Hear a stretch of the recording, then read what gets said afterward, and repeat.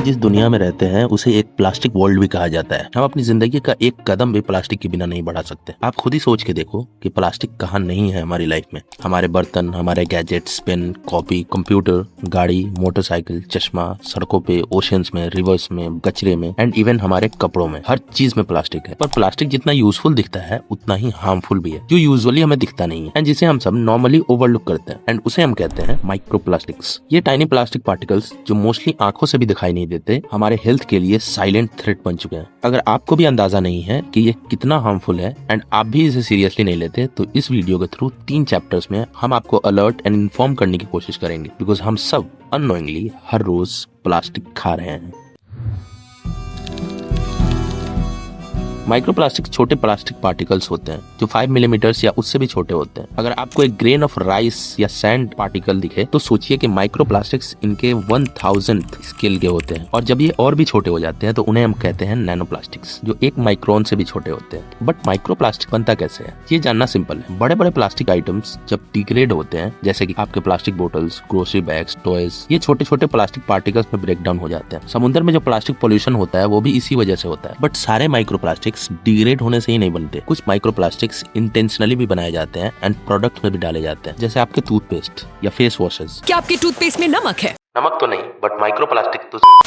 ये सबसे ज्यादा प्रॉब्लमेटिक इसलिए है क्योंकि ये वाटर सिस्टम में आ जाते हैं एंड इवेंचुअली हमारे खाने में, पानी में एंड इवन हवा में मिक्स हो जाते हैं। अकॉर्डिंग टू स्टडीज, हर इंसान हर साल एवरेजली 20,000 से 1 लाख माइक्रोप्लास्टिक पार्टिकल्स या तो इनहेल करता है या फिर इंजेस्ट करता है। मतलब ये डायरेक्टली हमारी बॉडी में जाती है थ्रू खाना, पानी एंड इवन ब्रीदिंग। एंड सबसे ज्यादा सरप्राइजिंग ये है दैट ये plastic particles sea food, fruits and vegetables में भी पाए गए हैं, जो कंटामिनेटेड सॉइल एंड वाटर के थ्रू इनमें अब्सॉर्ब हो जाते हैं। और अगर आप बेबी बॉटल्स या प्लास्टिक यूटेंसिल्स यूज करते हो तो भी माइक्रोप्लास्टिक का एक्सपोजर बढ़ जाता है, स्पेशली जब आप इन्हें हीट करते हो। जब भी माइक्रोप्लास्टिक को हीट किया जाता है, छोटे प्लास्टिक पार्टिकल्स रिलीज होते हैं जो खाने में या ड्रिंक में मिक्स हो जाते हैं। ये एक हिडन प्रोसेस है जो हमारी लाइफ को कॉन्स्टेंटली कंटामिनेट कर रहा है। अब आप सोच के देखो कि ये प्लास्टिक कहाँ से कहाँ पहुंच जाता है। अब तो हम पक्का मान सकते हैं that we live in a plastic world.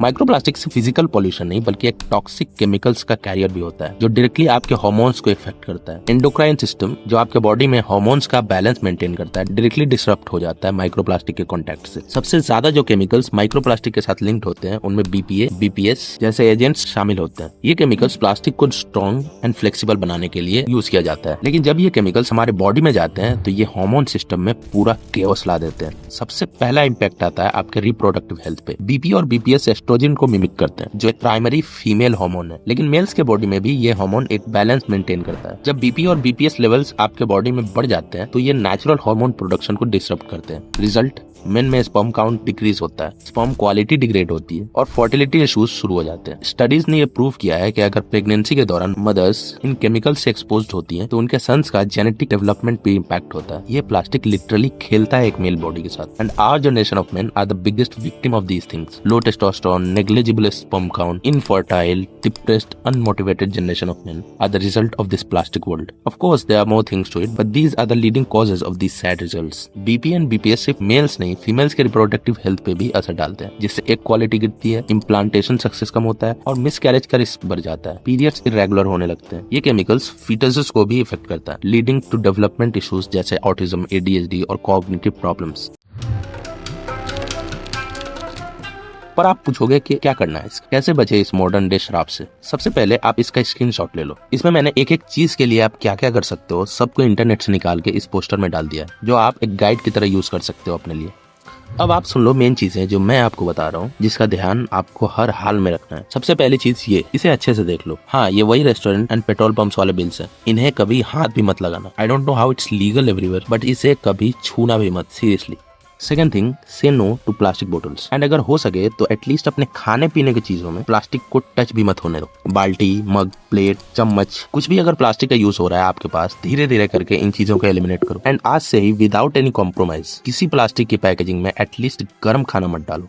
And last but not the least, आप अपने कपड़ों का ध्यान रखो। कोई भी प्लास्टिक बेस्ड फैब्रिक्स, वो इंस्टाग्राम वाले कपड़ों से दूर रहो।